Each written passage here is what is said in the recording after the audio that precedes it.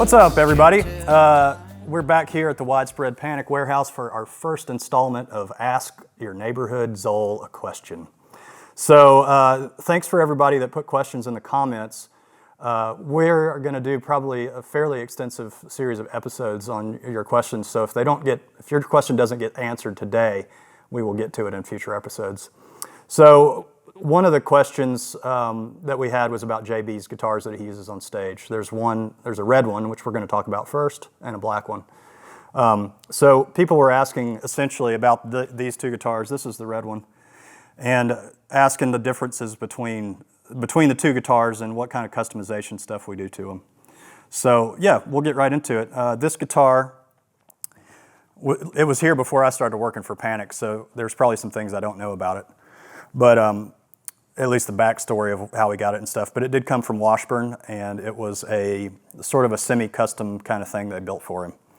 It's basically an HB35 model that has some upgraded electronics and a few other little things. So the upgraded electronics, these two pickups are Seymour Duncan Pearly Gates pickups, which are based off of the pickups that are in Billy Gibbons' from ZZ Top, his favorite Les Paul. So those came stock as far as I know. The electronics, like the controls for volume and tone, those have been replaced because he just uses them so much on stage, manipulating them, that they wear out after a while. So I've replaced the electronics. The bridge is made by Tonepros, and what it has is it's a standard style Les Paul stop tailpiece, but it's got little Allen set screws, so when you take the strings completely off, this piece stays on. The bridge I've changed to a Gotoh 510 bridge, and that was to help with some intonation problems we were having during the recording of Street Dogs. So on the other end of the guitar, we have a brass nut. The nut is the piece that holds the strings right here, and brass nuts are not very common, but they are nice because they don't really wear out like the way a plastic or a bone nut would eventually. So that's nice, but I believe that was stock on the guitar from the factory, but I think the normal Washburns have a different kind of nut on them. The tuners are just your standard Grover Rotomatics. I have changed these, but they're just a newer set. The original set got kind of some corrosion inside the tuners from a series of shows we did in the Dominican Republic. Salt air got into them and sort of made them not work so well. So I changed those. That's pretty much it with this guitar. It's just sort of an HB35 with some minor customizations. And I think JB picked the color for it. I don't think they make this exact color. This is a little more of a darker, sort of a maroon color, but everything else is pretty much stock. So moving on, we're going to talk about this guitar. And this is also a Washburn HB35 that he got from Washburn. And this one is, obviously the main difference is that it's completely black. So, cosmetics aside, this one also has upgraded electronics. I've done the same thing with these controls. I've replaced them. These pickups are different. This is a Seymour Duncan Alnico 2 Pro, and this is a Seymour Duncan Custom, which is, it's called Custom, but it's a regular pickup they have in their pickup line. Also, brass nut on this one, and these tuners I haven't had to replace yet, but they're also standard Grover Rotomatic tuners. So people are asking why this guitar sounds different than the other one, and that's mainly because of the pickups. So the bridge pickup, in comparison to the red guitar, this bridge pick has a lot more gain, and so you end up with, it sort of drives the distortion in the amps a little bit more and gives it more of a higher gain kind of crunchy sound. This guitar, the red guitar is used basically in standard tuning and then sometimes in drop D, but this guitar is sort of our auxiliary guitar for some of the tunes that use open tunings. And also this is used for all of the Vic Chestnut songs. So an example of an open tuning, this song is this guitar is tuned to open G for the song Ribs and Whiskey, and also for Party at Your Mom's, which get put together frequently together in the sets. Open G, basically, I'm not sure if it's tuned to this right now. Yeah, I think it's just tuned to standard right now, but I basically keep this in standard until I need to have the other tuning, and then I'll tune this and then bring it out to JB, and then when I take it back, if the rest of the set doesn't have anything in open G, then I'll turn it back to standard just to have a spare. The other tuning that gets used on this occasionally is called open D, and that tuning is used for Dirty Side Down. And then the Vic Chestnut songs, everything on the guitar is tuned down a whole step. So you would probably, people call it D standard. Instead of starting with a low E, you start with you tune everything down. So it's the same tuning basically, but it's just dropped down a little bit lower. A lot of people use that tuning. I think the drive-by truckers pretty much play everything in that tuning. Also, a lot of the old Creedence Clearwater stuff is in that tuning. But yeah, the other thing that's interesting too about these is these pickups aren't covered, so the other pickups have like a chrome-plated metal cover on them. These don't, and that gives you a little bit more treble of the treble frequencies when you have these uncovered pickups. I mean, that's basically it for that. They're basically just two pretty solid guitars with some electronic differences. So the other question I've been asked is about this guitar, which I call the rehearsal guitar because it's the guitar that JB uses to practice with in the rehearsal room that we set up every day so the band can rehearse backstage. I believe this is his main guitar for quite a while, and basically it just stays in the rehearsal room and he uses it. I've had to use this occasionally. If I have a problem with one of the other guitars, I'll go get it from the rehearsal room just to have a spare, but that's pretty unusual for that to happen. But yeah, this guitar has, you can see on the, if you get a close-up here, Matt, there's a lot of corrosion on these old bridge pieces, but I haven't changed them yet because I just think they kind of look cool, and you know, the guitar functions just fine. One thing that this guitar does have is you can pull the tone knobs up and it takes away one of these coils and it gives the guitar a little bit more of a single coil, almost like a Stratocaster or a Telecaster sound. The other guitars don't have that, but JB doesn't really use that very often. Yeah, so I actually don't know what the pickups are in here, so maybe we'll do a string change on this and find out. All right, so we're gonna take the strings off of this guitar, see what kind of pickups are in it, and then I'll show you what I do when I change strings on JB's other guitars to get them ready for a tour. All right, so here we go. All right, so we're gonna change the strings. JB uses these Diodario EJ21s, which are kind of a heavier gauge string. That helps with the different tunings that he uses sometimes to keep the guitar stable. So the first thing we're gonna do is remove the old strings. And I use a little string winder here. Just kind of take them off. Once you get to a certain point, you can kind of unwind them with your hand.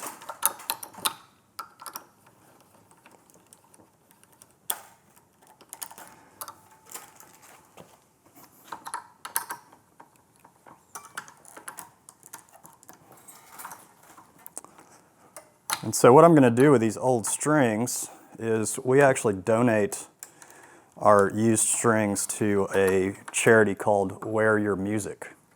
And so we'll put the description down in or put the website down in the description if you want to look at some of that stuff. It's a pretty cool charity.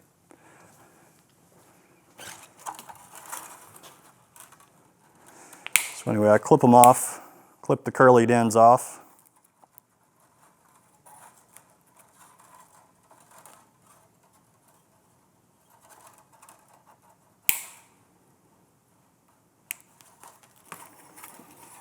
And I just take all the strings out.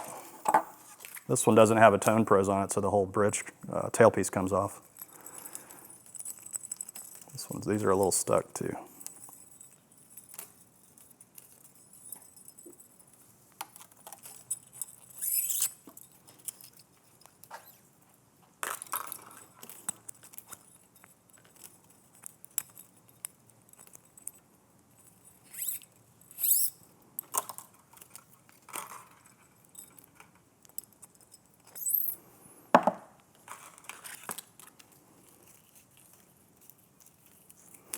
And I just wind these up like this. That makes them easier to ship and it makes it less pokey. All right, so the next thing we're going to do is we're going to use this stuff called Gorgomyte, and guitar shops sell it. And what it is it basically cleans and conditions the fretboard. Makes the frets really shiny. So we'll cut off a little chunk, and then we basically just go down the fingerboard.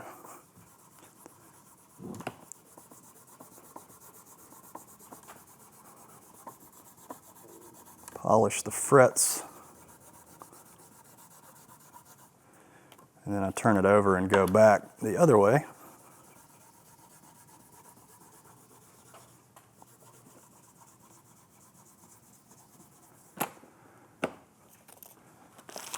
And then with the paper towel, I just wipe the whole fretboard down. So if you look close, you'll see the frets are now very shiny and clean from any kind of oxidation or any kind of patina or anything, which makes them a little slicker, so when you do certain things like bending on the guitar, it doesn't grab the string.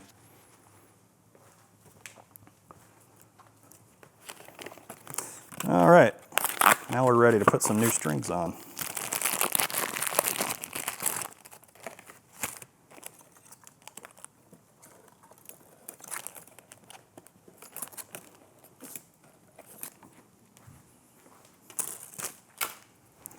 So these Diodario strings are color-coded. They have little ball ends that have the color for each string on there, so you can tell pretty easily, which makes it nice. If you're on a dark stage, you can kind of see what's going on a little bit easier without having to do too much. Before I put these strings back on, I'm going to kind of go here with a little polishing cloth and just kind of clean off the stuff parts of the guitar that lie under the string.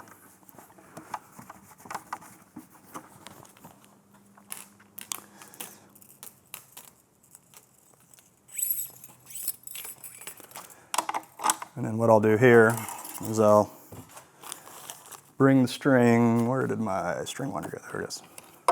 Bring the string up here, and if you look closely, I'll pull the string taut, and then this is the A string, so it's this tuner here. I'm gonna grip it maybe 1.5 inches up and hold it tight, and then put it in and twist it like that. You don't need to really tie a knot in your strings or anything like a lot of people do. It's not really necessary in my experience. So we'll just get that tight. We'll tune it later. We don't need to really worry about getting it perfectly in tune yet. I'll do the same thing with the low E string. Make sure it's lined up here at the bridge on the saddle in there, in the little groove in the saddle.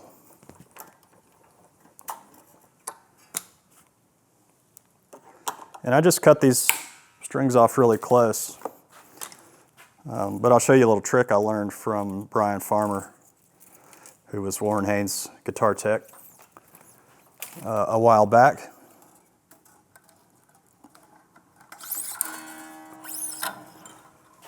And he was, among other things, Johnny Cash's guitar tech at one point.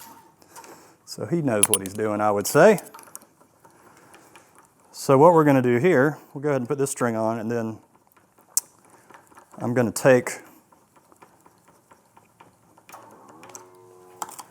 a little pair of pliers here, needle nose pliers, and I'm going to bend the end of this string like so, and then cut it off here.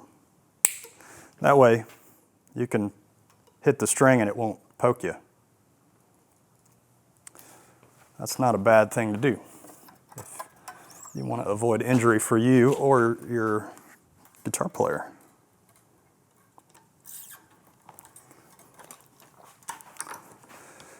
So this is the same thing basically, just on the other side of the neck.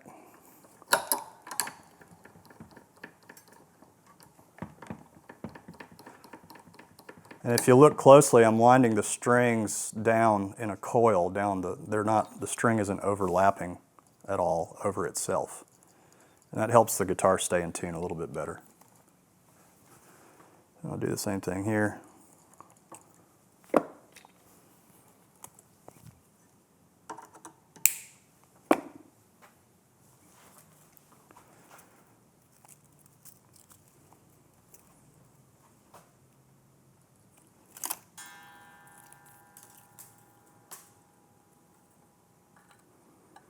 I normally change these 2 at a time when I'm actually touring because it keeps the tension on the neck, but if you're going to clean up the fingerboard like we did with the Gorgomyte,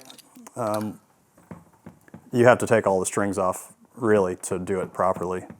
But this is sort of what I would do at the beginning of a tour. Before we go out on the road, I'd go ahead and change the strings on all the guitars and clean them and just get them, get them ready to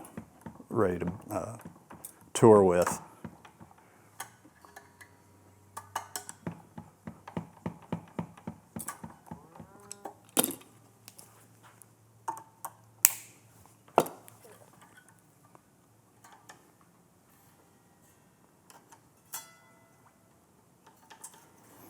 So I give a little bit more space for the narrower strings, the smaller diameter strings, because they need more wraps around the post to be stable and not slip, go out of tune. So instead of 1.5 inches above the post, I would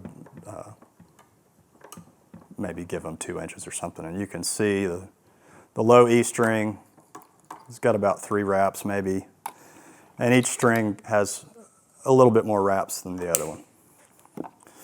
All right, so now we're ready to tune. I'll go ahead and put this stuff away. So somebody was asking me in the comments section how I keep my hair so silky. And really, I just use conditioner and eat a well-balanced and healthy diet. That's all it is. So now we've got our tuner here. I'm going to go ahead and give these strings a little bit of a stretch. So I'm going to grab them around the 5th fret and then pull them up just straight up towards the ceiling. And then I'm going to tune each string up to pitch.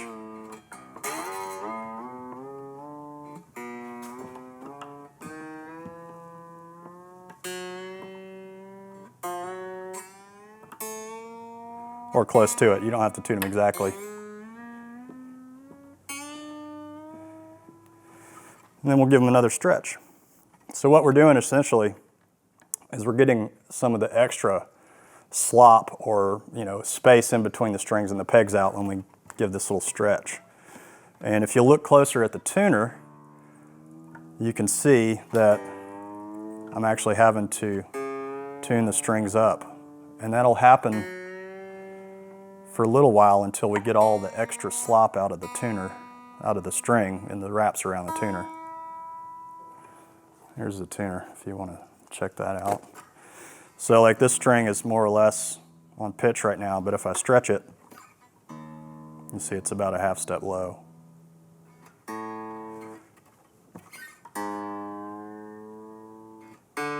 So we're just going to do that until the strings don't really go out of tune anymore. This one's getting close. There's that one.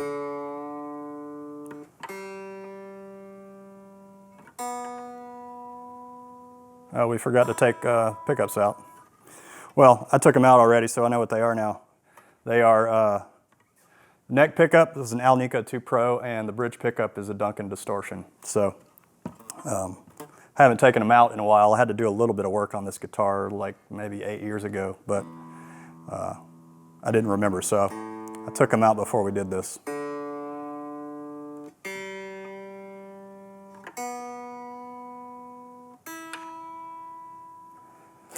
So this guitar is pretty close to being in tune now. The last thing we're going to do is use some of this stuff. It's called Lubrikit, and it's basically just some sort of Teflon in like a petroleum jelly or something, but you put it in the nut here just a little bit, and it acts as a lubricant.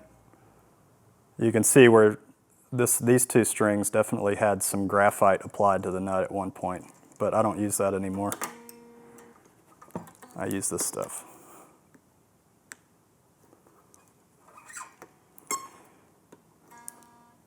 That helps the strings just slip through the nut slots easily. Now we'll give it one more stretch.